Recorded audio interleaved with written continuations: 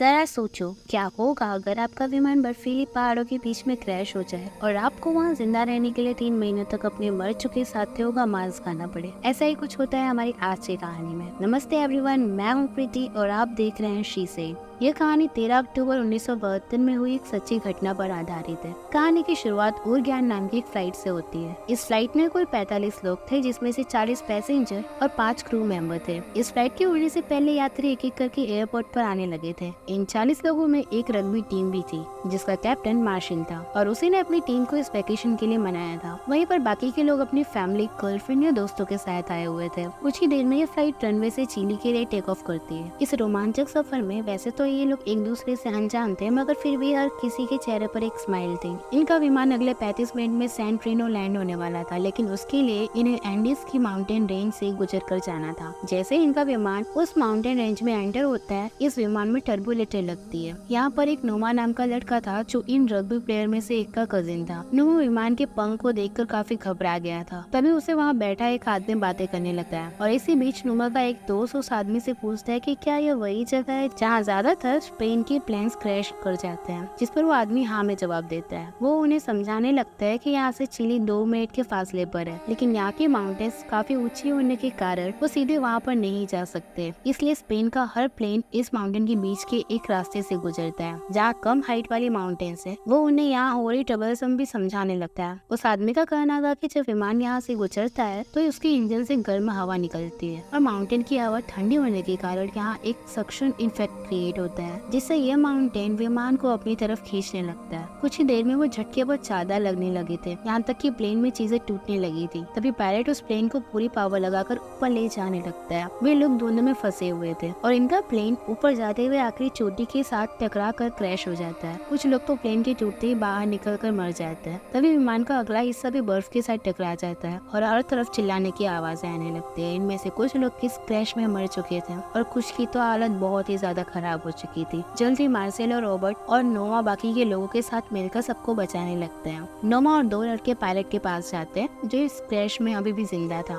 लेकिन वो इनको कुछ बता पाता है इससे पहले उसकी मौत हो जाती है। कुछ ही देर में यहाँ पर रात भी हो जाती है और यहाँ का टेम्परेचर 30 डिग्री तक पहुँच जाता है। वो लोग किसी तरह बचे हुए बैग से हवा को अंदर आने से रोकते हैं। ठंड इतनी ज्यादा थी कि सब लोग एक दूसरे से चिपक कर लेटे थे और कोई भी सो नहीं रहा था, क्योंकि अगर वो सो गया तो ठंड में बेहोशी से वो मर जाएगा। लेकिन ये रात भी किसी तरह कट जाती है। जो लोग इस रात में ठंड का मुकाबला नहीं कर पाए थे, उनकी भी मौत हो चुकी थी। आज इनका यहाँ पर पहला दिन था, जहाँ मार्शल लोगों को उम्मीद थी कि कोई ना कोई उन्हें बचाने जरूर आएगा। और सबसे पहले वे मर चुके लोगों की बॉडीज को एक जगह जमा करते हैं और फिर घायल लोगों को बाहर धूप में लेटा देते हैं। जिसके बाद वो प्लेन के अंदर से सारी सीट्स को बाहर निकालते हैं। रॉबर्ट सब बैग्स में से खाने की चीजें ढूंढ कर उन्हें एक बैग में रख देते हैं, लेकिन ये खाना इन सबके लिए बहुत कम था, मगर फिर भी वो उसी में गुजारा करते हैं। आज उन्हें एक विमान की आवाज आती है, जिसे देखकर उन्हें उम्मीद मिली थी। वो चिल्ला कर उस विमान को आवाज देते हैं, लेकिन इन लोगों को कोई जवाब नहीं मिलता है। कुछ ही देर में फिर से रात हो जाती है, लेकिन ये वाली रात पिछले से बेहतर थी, क्योंकि इन लोगों ने बैग्स में से कपड़े निकाला और सब छेद को भर दिया था और खुद भी मोटे कपड़े पहन लिए थे। आज इनका इस माउंटेन्स में तीसरा दिन था और दूर दूर तक सिर्फ बर्फ के पहाड़ थे। वे बैग्स की मदद से एक बड़ा सा क्रॉस का निशान बना देते हैं और आज फिर से एक सर्च प्लेन इनके पास से गुजरता है। वो फिर से चिल्लाते हैं और रिफ्लेक्शन से उस प्लेन को बुलाने की कोशिश करते हैं और उन्हें लगता है कि उस प्लेन ने उन्हें देख लिया है और वह जल्द ही मदद भी भेजेंगे। मगर यह सब उनकी छोटी मोटी उम्मीदें थी और आज भी उन्हें बचाने कोई नहीं आया था। इन्हें बस वहाँ से प्लेन के गुजरने की आवाजें आती थी, मगर कोई मदद के लिए नहीं आता था। मगर मार्सेलो को अभी भी उम्मीद थी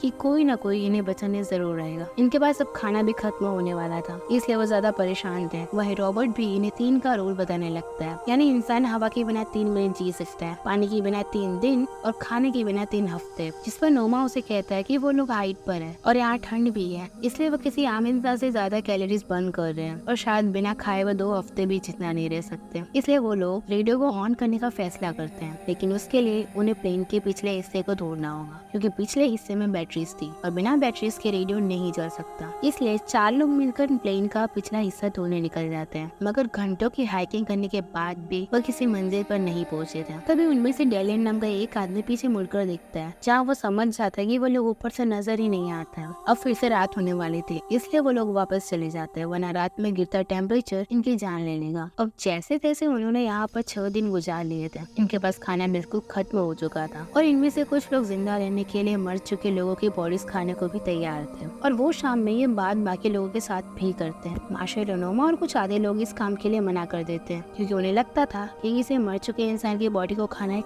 पाप है। और जैसे तैसे ये लोग यहाँ पर 10 दिन निकाल लेते हैं और अब हालात भी ऐसे हो चुके हैं कि वो लोग कुछ भी खाकर जिंदा नहीं रह सकते थे। यहाँ तक कि उनमें से एक आदमी सूखे लेसेस खाने लगता है, वहीं दूसरा सिगरेट्स को चबाने लगता है। आज दो की बहन सूजी ने अपनी आखिरी सांसें ले ली थी और अब यहाँ 27 लोग बचे थे। अब इनके हालात भी काबू से बाहर होने लगे थे और बिना खाए वो लोग मर रहे थे। इसलिए रॉबर्ट और डैनियल फिर से बाकी लोगों के साथ बॉडीज खाने की बात करते हैं और अब उनके साथ बाकी के लोग भी तैयार थे। लेकिन अभी भी मार्शल और नोमा और कुछ लोग ये काम नहीं करना चाहते थे। फिर वो लोग बाहर निकल कर किसी की बॉडी को काट कर आज अपना पेट भरते हैं और आज की रात भी उन्होंने गुजार ही ली थी। लेकिन उसी के साथ वो हर रोज बॉडी को खाने लगे थे। किसी इंसान को काटना बहुत मुश्किल काम था, इसलिए वो एक चट्टान के पीछे छुप कर ये काम करते थे। उसी दिन उन्हें वहाँ पर एक बैग भी मिलता है जिसमें एक रेडियो था और उनमें रॉय नाम का एक लड़का था जो उस रेडियो को ठीक करके चालू कर लेता है। और फिर ये लोग विमान की एंटीना की मदद से 10 दिन में पहली बार बाहरी दुनिया की आवाज सुनते हैं और साथ ही उनके जीने की उम्मीद भी खत्म हो जाती है, क्योंकि आज रेडियो पर यह न्यूज चल रही थी कि उर ज्ञान नाम के विमान का मलबा ढूंढने वाली टीम को 10 दिन में कुछ भी नहीं मिला था। इसलिए सरकार द्वारा इस मिशन को रोक दिया गया और अगले साल की गर्मियों में उस विमान को ढूंढने का फैसला किया था। यह खबर सुनते ही वो सब लोग रोने लग जाते हैं, क्योंकि वो अभी तक इसी उम्मीद के सहारे जिंदा थे कि कोई उनको बचाने के लिए जरूर आएगा। अब मार्शल भी समझ चुका था कि इन्हें यहाँ कोई बचाने नहीं आएगा, इसलिए वो बाकी भूखे लोगों को अपनी तरफ से इंसानी मांस खाने की अनुमति दे देता है। मगर नोमा ने अभी भी हार नहीं मानी थी। वो फिर से 2 लोगों के साथ विमान का पिछला हिस्सा ढूंढने निकल जाता है। आज उसे 11 दिन बाद अपने कजिन कैस्टोन की लाश भी मिली थी, जो उसे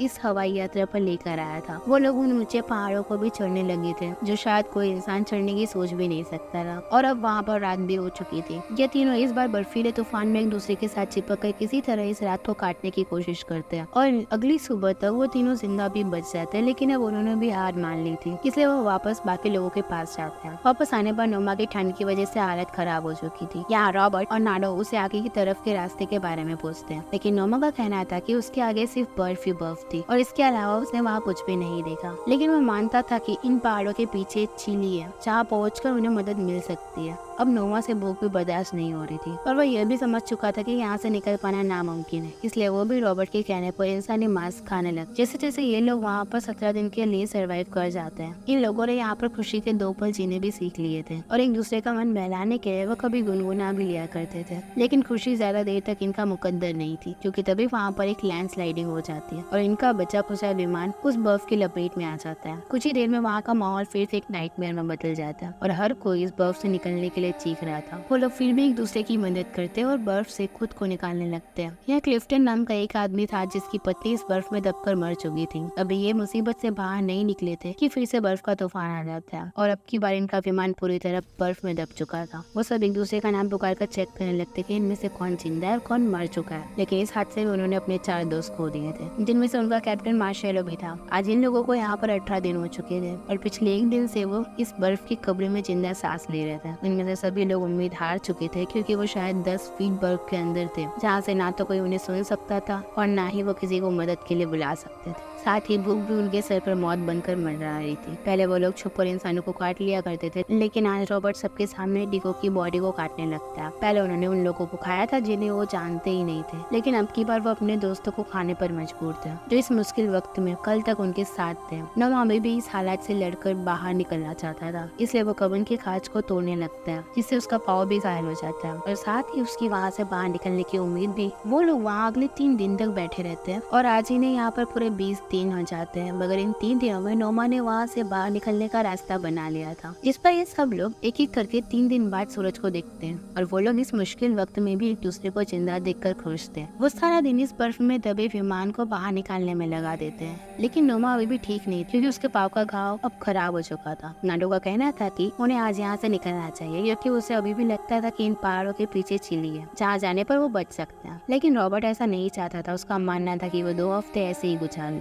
क्योंकि उसके बाद बर्फ पिघलने लगेगी और अभी जाने पर वो एक रात भी जिंदा नहीं रह पाएंगे। और फिर यही कहानी 2 हफ्ते आगे जाती। आज इन्हें यहाँ पर 34 दिन हो चुके थे और रॉबर्ट की बात के मुताबिक बर्फ भी पिघलने लगी थी। इनके साथ अभी भी 2 घायल लोग थे, मगर उनमें से एक की हालत बहुत खराब हो चुकी थी और उसी रात बीमार साथी की भी मौत हो जाती है। 35वें दिन नोमा, रॉबर्ट, नाडो और खोजो बाकी के दोस्तों के लिए इस पहाड़ों को पार करके आगे का रास्ता ढूंढने निकलते हैं। और वो 2 दिन बिना रुके पूरी ताकत के साथ आगे बढ़ते जा रहे थे, मगर नोमा का पाँव अब उसका साथ छोड़ चुका था, क्योंकि उसकी पूरी टांग में इन्फेक्शन फैल चुका था। इस वजह से बाकी के लोग उसे वापस जाने को कहते हैं। नोमा वापस तो आ चुका था, लेकिन अब वो पूरी तरह से हिम्मत हार चुका था और वापस आते ही वो बेहोश भी हो जाता है। अगले दिन जब उसे होश आता तो रॉबर्ट और नैनो भी वापस आ जाते हैं, क्योंकि उन्होंने विमान का पिछला हिस्सा धो लिया था। अब वो बैटरीज की मदद से बाहरी दुनिया के साथ संपर्क बनाने में लग जाता है। लेकिन अगले कुछ दिन की कड़ी मेहनत के बाद भी उस फ्रेडी और माइकिन पर भी इन्फेक्शन फैलने लगा था और बाकी के लोग जो पहले अपने दोस्तों का मांस खाना नहीं चाहते थे, लेकिन अब भूख के कारण हड्डियों से भी गोश्त उतार कर खाने पर मजबूर थे,